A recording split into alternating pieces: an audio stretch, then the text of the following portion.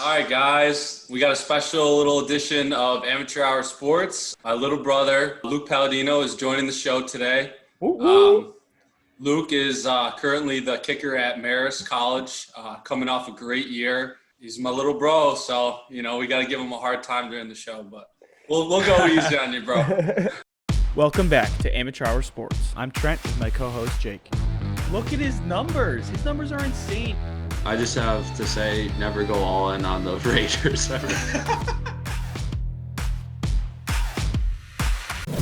Here we go. 45-yard attempt. 45-yard kick from the near hash marks. Giordano the snapper. Olivensi to hold for the right-footed kicker Paladino. The ball is snapped. It's spotted. The kick is up. The kick is good! It hit the left upright and bounced through! Unbelievable. It hits the upright and goes through big time by Paladino once again. Yeah, let's talk about last year. I mean, I'm looking at your stats right now. So it's your redshirt freshman year. So second year in college, second year in the program. But first, official year, kicking full time. So you went 11 for 14 on field goals, 28 for 29 on PATs. I mean, those are solid numbers. Your accuracy must be pretty good. Yeah. I feel like this year was a big step for me. I feel like freshman year, I was not comfortable at all. I feel like it has to do with me not being having as much experience as some other guys. I know some guys that I've met have been kicking since 7th or 8th grade. And I started kicking midway through my sophomore year, and the transition to the ground was tough too. So I feel like going into my sophomore year, my redshirt freshman year, I finally really got the flow of it, and the connection with the snapper and holder really started to flow together, and it just became second nature for me. How important is that connection with your snapper and holder? Because I would think if as long as the ball is put down in front of me, I can kick it, but it's obviously more than that. There's a lot that goes into it. I think some people don't see it because, at practice for us, you only get a time block of 5 minutes to kick field goals. But when I'm talking to them during that time, there's a lot that goes into it, how I want the ball placed. I like the ball placed inside a little bit, so it's tilted to the right, and I like it pushed a little bit forward. And I mean, it's confusing to some, but when you get into it, it makes a lot of sense. Leaning the ball forward makes that spin faster. So even when there's wind or there's conditions, you can get that more solid strike where it's not going to get pushed by the elements or anything. And the tilt to the side too helps because it opens up the seam of the ball. So when I kick, I have more space and less room for a mistake, if that makes sense. Yeah. I could definitely attest to what he's saying, being the holder for 2 years at VMI, the pressure's on, getting the ball exactly that you get time with the kickers, and they are man, I want it like this every time. And you're all right, I'll try my best. But so you don't know where the snap's going to come all the time, but for the most part, it will work. But to attest to the practice part, they try to make it as real as they can. I'm sure, Luke. At practice when we played, it was pressure's on all the time. You have this amount of time, you have to make all your kicks basically, to keep your spot. Yeah, and it's a lot of pressure, I would say. Yeah, because practice, if you have a bad week, I think that the coaches are thinking about hey, is this guy because obviously it's mental, so they're is he mentally ready to come into a game when maybe 30% of the reps you're taking, you're missing left or right, they're expecting when you're inside 45 at practice that 95% of them go in. And I had weeks where during the week I'd hit only 80-85% of them. Some was just off, and maybe it's the snapper or the holder or just the whole thing, but obviously they have to put a lot of hope into me to come in and let me perform every week when it's game time, and that was important. And it's another really important thing, since we were talking about the connection, is how quickly you kick it. how fast your get off time with the ball is. I think that was another thing that I developed really well like this year was getting the ball off in like they say 1.2 seconds. And I think this year, like me and the holder and the snapper really got it down that once that ball was down, I was only taking one more step before I swung through. And, once you get that like that mental connection to when like you're supposed to be stepping, it makes it so much easier, it becomes second nature. Yeah.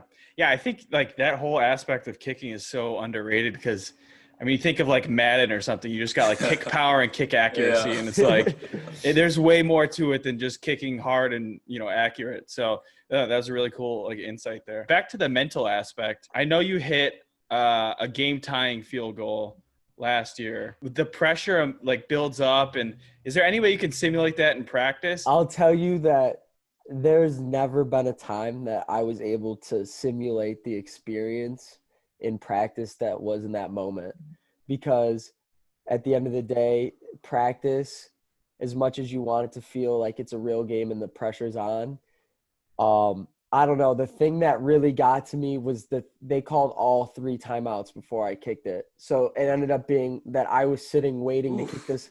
I was waiting to kick this ball for like probably like 2 minutes. And so everything's going through my head. At practice, it's like, hey, run on the field. You have 10 seconds to get this ball off.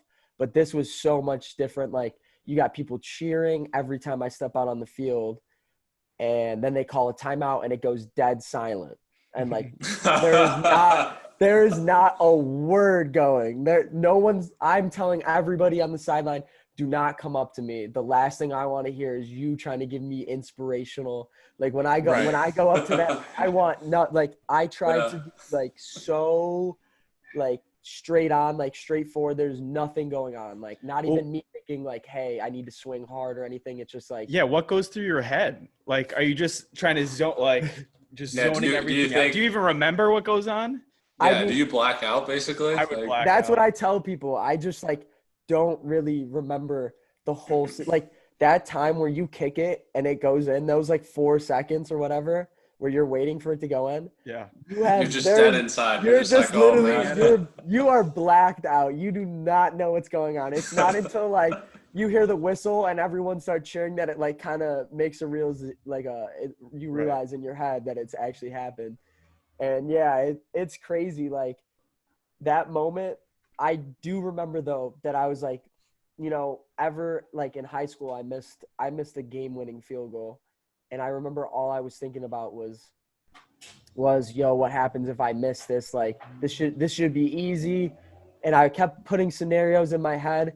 And I remember this time I was like, just go, like, I was like, be confident. There's no way you're going to miss this.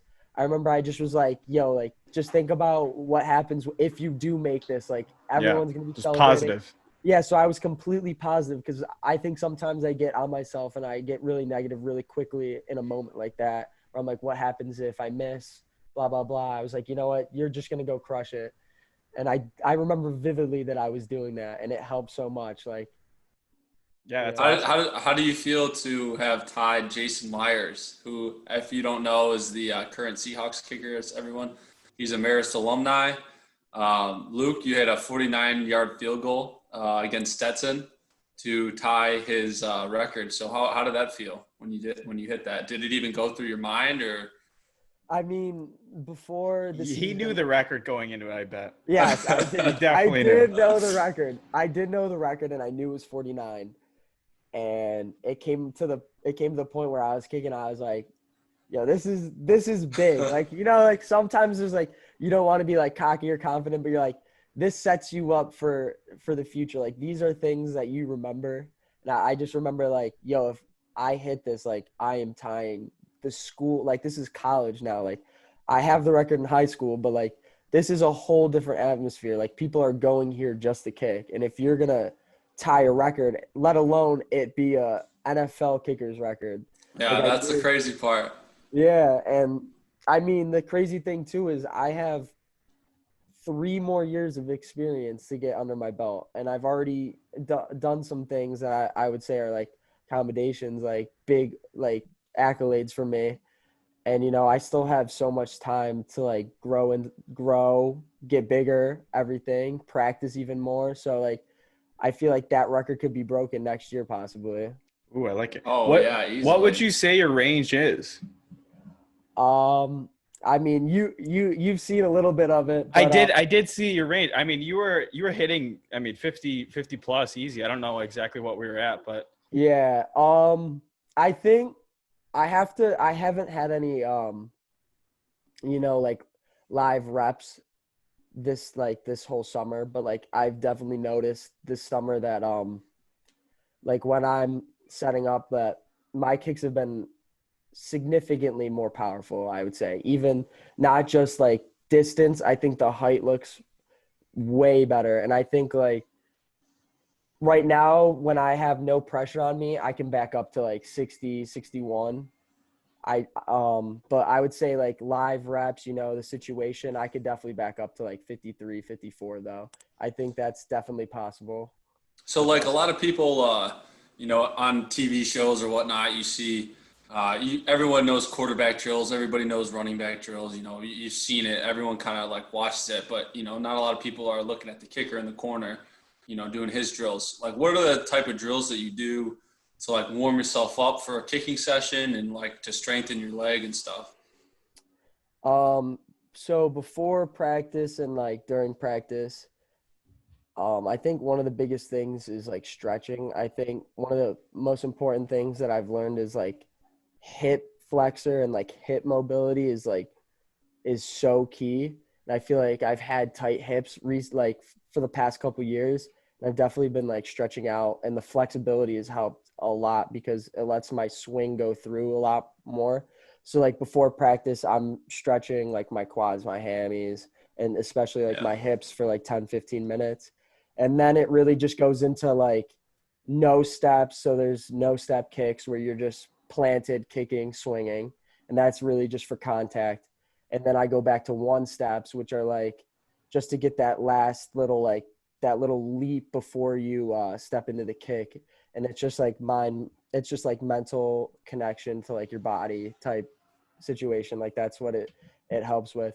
And then really the only other thing is like just going out with your snapper and your holder and just doing a couple practice reps with just no defense, no offense, just snap, hold, maybe take your time a little more. Operation. Yeah, the Yeah, operation. it's just like an operation thing. Just practice your swing through. It's mostly stuff like that. It's not a lot of like, there's not really much you can get into. You just have to kind of break down the kick itself. And that's kind of what the drills you get. You break down every little moment in the kick and just emphasize it a little more, I guess would be the best way That to makes say sense. Yeah, that makes Yeah. sense. when you're looking to add like power and like for next season, like stuff you're working on, I'm sure you're trying to, add more yards to your range and stuff like that. But what do you focus on more? Is it like, are you like squatting like every single day, just 100, like 500 pounds? Or are you like working on your craft? Are you like how does one make their leg stronger, I guess? So Kicking-wise? I think the two things you have to like put into balance is like hips, like your speed of your leg. So like the thrust motion that you get that swings through, and then like the actual strength. And you don't want to have one or the other too, like, because then like if you're too big, your power and your like the speed is just going to be slower. And I think I'm on the end where my swing is very quick, but I don't have the strength. So if I bring the strength up with it, I think I could definitely get the distance. So like right now, I'm much more concerned about, obviously squatting, but a lot of like hamstring exercises. So like RDLs type Right. stuff like that, Romanian deadlift. So, cause like if I could build up my strength, maybe gain weight and build some more power in my thighs and my legs, like I could add the distance because I already have the leg speed. And it's different for everybody. Some people are naturally just bigger. Like I'm more of a slim type of kicker, I guess would be the way to say it. But there's some guys that are much bigger, but their leg speed is so much slower. So me and them look That the makes sense. exact so me and their kicks look the exact same, but he should look like he should be kicking farther because he's much bigger than me. But you miss out on the point that my hip rotation and my swing through, my leg speed is way faster than some people's. And I think, if that makes sense. Yeah. Yeah. Oh, that's really interesting. So yeah, oh, I'm just doing a lot. Sorry, I'm just doing a lot of like heavy lifting now, and probably just trying to gain muscle and a couple pounds, because if I could balance that out, like you want to find that balance where you don't lose any speed, but you're at the maximum potential of strength and weight to like balance it out.